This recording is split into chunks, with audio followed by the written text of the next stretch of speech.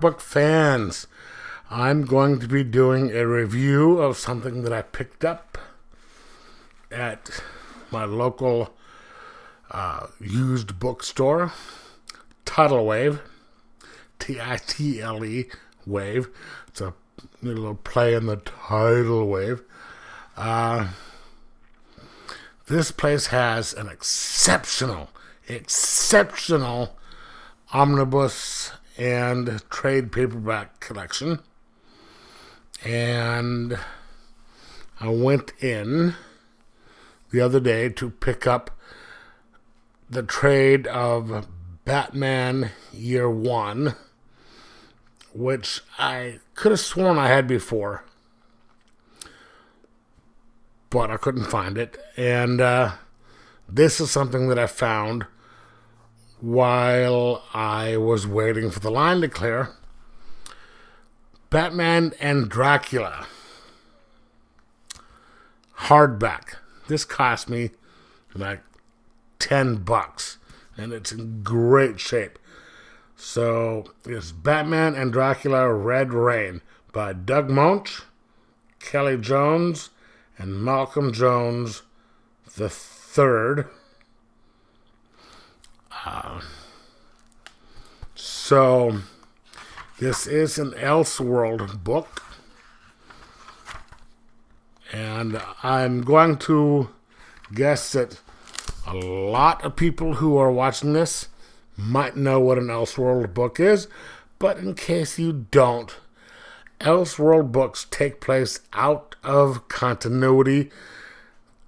They are not canon, right? So you have Elseworld is basically DC. So if you have an Elseworld Superman, this takes place outside of Action Comics, any one of the Superman titles, any one of the Action Comics titles.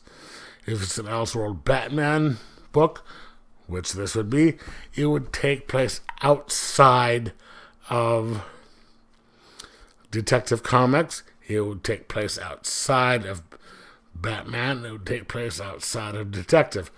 It is sort of, if you want to do some, compared to Marvel, it is sort of like a what if. It's not canon. It's just an interesting story. And this was, in fact, a really interesting story. So you have, starts out, it's in Gotham. You have this young lady. She's working in an alley in Gotham. She's trying to pick up some dude. And you can tell by her outfit that she's not exactly just coming from the club. She's actively looking for companionship. And dude happens to come down there and she says, I normally wouldn't ask for money, but... And he's just like, no. And he... Let's see if I can find this again. Sorry. He decides to just take what he wants. So, turns out that there have been a series of murders. Unknowns. Their throats have been cut.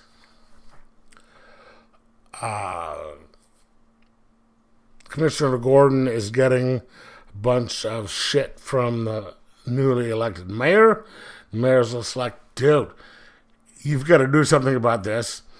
We're keeping this quiet from the press. Do something before I have to explain it. And at the beginning, there's not a whole lot of connection between Batman and Commissioner Gordon. These are two separate things, because while Gordon is investigating this stuff, Bruce Wayne is having these dreams about this woman visiting him every night. This kind of a beautiful redhead and she's, they're doing some titillating stuff, and he wakes up at night and he's just exhausted. He doesn't like going out during the day, and he's trying to figure out whether these dreams are dreams or they are real. Turns out they're real. So the investigation by Gordon is going nowhere. Batman, he finds out that this woman is actually a vampire who was a spawn of Dracula from, hundreds of years ago, but she was released from him due to her willpower. She realized what was going on, and and Dracula is coming to try and take over Gotham, because Gotham they have a lot of problems. They have a lot of disappearances. People aren't going to notice shit. Aren't going to notice the homeless people missing. And so you have the two tracks going on, and it leads to some serious problems. And the one cool thing about this is, what do Dracula and Batman have in common? Bats. That is a similarity, despite the fact that Batman is symbolic. Dracula can actually change into a real bat.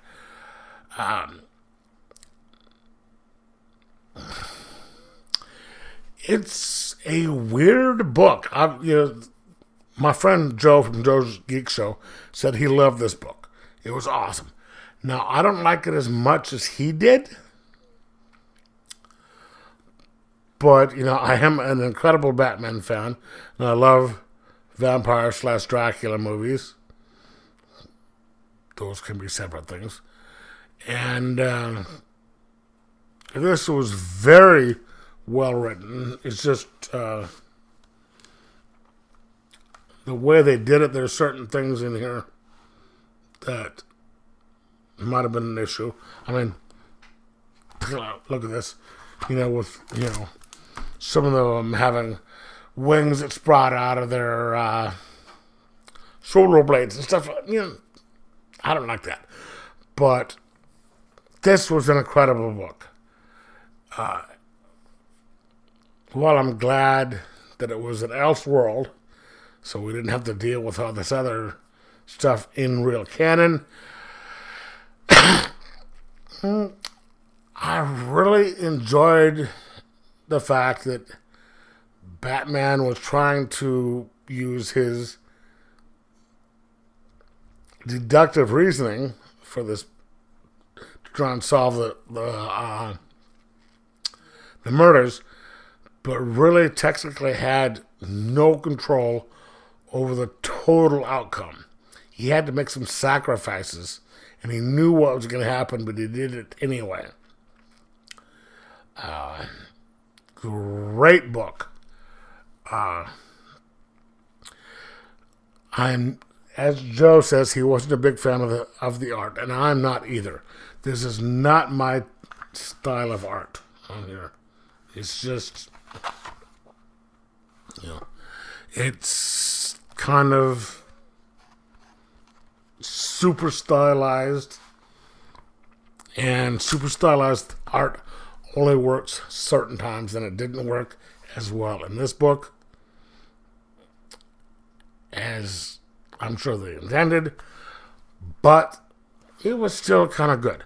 So I'm going to sit here and give this a 7.5 out of 10. I normally do it out of 5, but I don't have a 7.5 equivalent for between 1 and 5. So this is going to be a 7.5 out of 10. And anyway, like, subscribe, and enjoy your comics.